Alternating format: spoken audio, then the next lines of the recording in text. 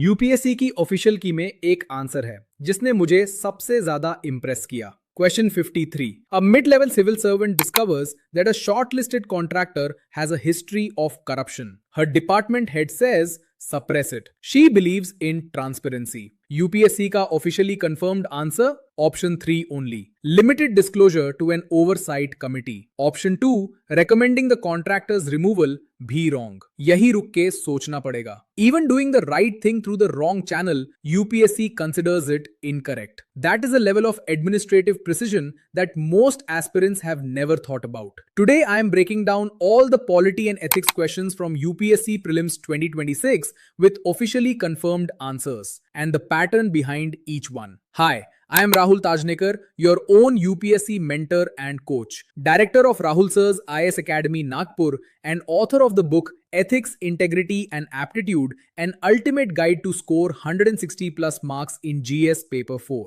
I have appeared for the UPSC interview 3 times and over 14 years I have guided hundreds of aspirants through this journey. Into the paper now. Question 51. Senior Officer and Vaccination Program. On screen now. Comment below, what did you mark? Official answer? C. Accountability. The scenario described a senior officer who discovered that a private contractor was compromising vaccine quality for profit. Despite pressure from vested interest, he reported the matter to the Vigilance Authority and halted the contract. The question asked which principle of public administration was most strongly demonstrated. Accountability is the precise answer because the officer exercised upward accountability. He reported misconduct through the proper channel rather than suppressing it under pressure. He held the contractor accountable by activating the institutional oversight mechanism.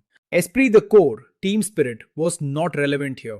The officer acted independently. Equity, fairness in treatment, was tangentially relevant but not the primary principle being demonstrated.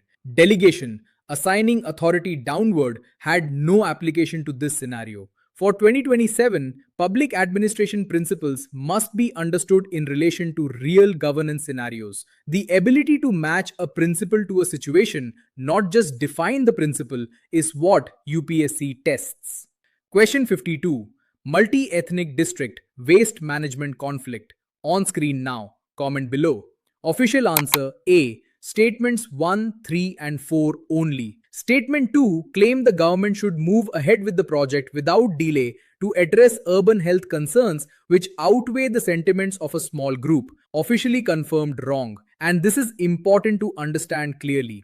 The framing of tribal cultural concerns as sentiments of a small group that can be overridden by majority health concerns is precisely the administrative approach that violates constitutional protections for tribal communities, including provisions under the 5th and 6th schedules. Ethical governance is not majority arithmetic. Statements 1, 3 and 4 acknowledging cultural concerns first, creating multi-stakeholder dialogue, and conducting an independent environmental and social impact assessment represent the correct integrated approach. UPSC officially validated an approach that balances rights, evidence, and dialogue simultaneously. That is the standard expected of an administrator.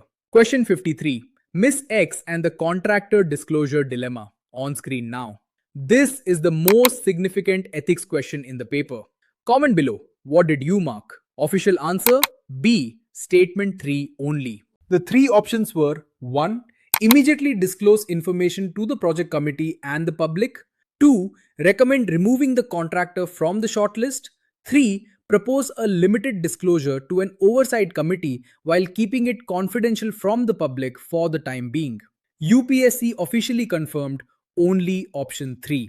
अब ये carefully समझो. Option 1. Immediate public disclosure bypasses institutional hierarchy entirely. A mid-level officer does not have the authority to make unilateral public disclosures about procurement matters. Option 2. Recommending removal. This is the option that surprises most aspirants. It sounds like the right thing to do. The contractor has a problematic record. Remove them. But Miss X is a mid-level civil servant. Recommending unilateral contractor removal without routing the matter through proper institutional channels oversteps her mandate. Option 3. Limited disclosure to the oversight committee is the correct answer Because the Oversight Committee has the authority, the mandate, and the institutional position to act on such information. That is exactly what oversight mechanisms are designed for. The official answer establishes a principle that is deeply important for administrative ethics. Moral intention does not justify procedural bypass. Doing the right thing through the wrong channel is still administratively incorrect. This is why I consistently say ethics in the context of public administration is not about personal moral virtue, it is about institutional integrity. And that distinction is now being tested in prelims. All these things I have explicitly mentioned in my book, Ethics, Integrity and Aptitude, an ultimate guide to score 160 plus marks. The links for the ebook and paperback edition are in the description. Question 54. Article 13. Meaning of law. On screen now, comment below. Official answer D. The view of only Y is correct. Article 13(3) of the Constitution defines the term law to include any ordinance, order, bylaw, rule, regulation, notification, custom or usage having in the territory of India the force of law. Y correctly pointed out that custom and usage are explicitly included in this definition. X's position was incomplete because X rejected Y's addition, and Article 13(3) explicitly validates Y. The official answer is D. Only Y's view is correct in the specific context of this exchange. The lesson?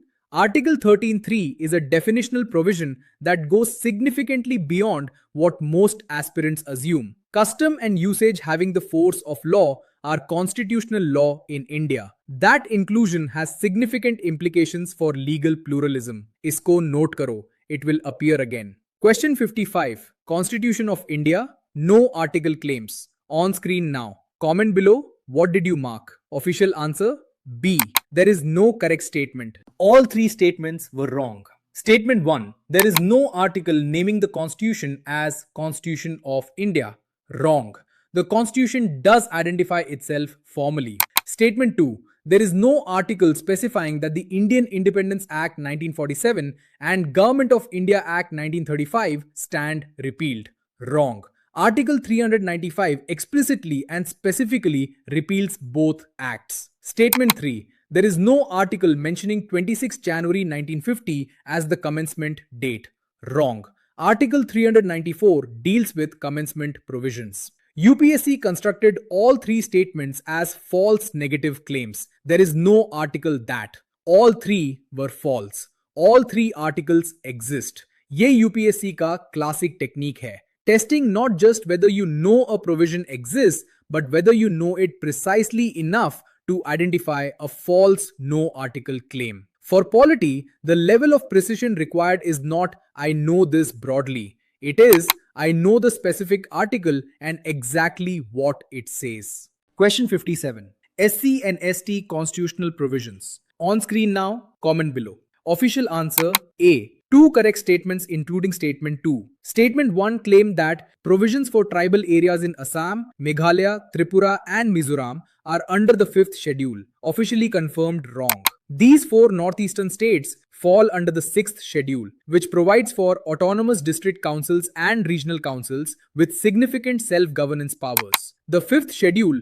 covers other scheduled areas in the rest of India. This distinction, 5th versus 6th schedule, is among the most consistently tested polity distinctions in UPSC history. यही पे aspirants बार-बार trap होते हैं. Statements 2 and 3. Income tax exemptions for certain tribal communities and constitutional reservation for women from SC/ST categories in panchayats under Article 243D are both correct.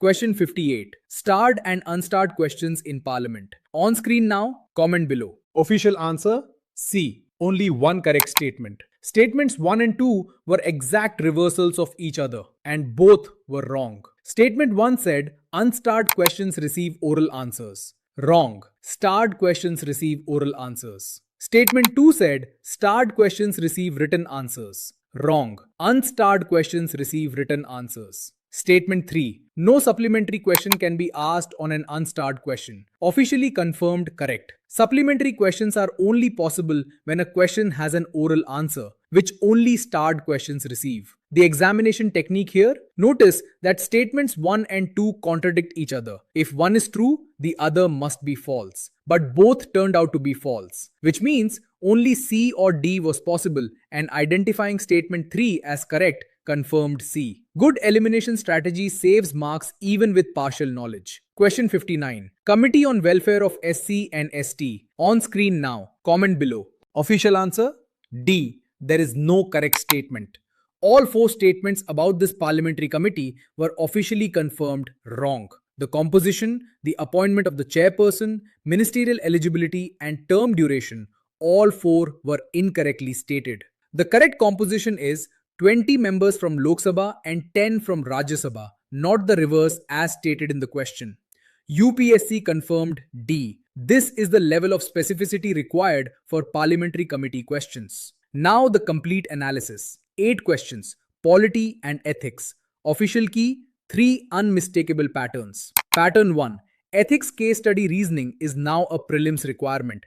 3 case study questions and the answers demand institutional reasoning, not personal moral judgment. Question 53 especially confirms this. The correct answer rewards procedural integrity over well-intentioned action taken outside proper channels. For 2027, ethics preparation must begin from the first month of preparation, not for mains, for the thinking framework it develops. That framework is now tested at every stage of this examination. Pattern 2. Constitutional precision is non-negotiable. Q55 with all 3 no article claims confirmed wrong and Q54 with only Y correct. Both test whether you know exact provisions, not approximate ones. Pattern 3. Parliamentary and institutional specifics require deep study. Question 58 on starred and unstarred questions. Question 59 on the SC/ST committee. These require reading about parliamentary procedures specifically, not just broad polity coverage.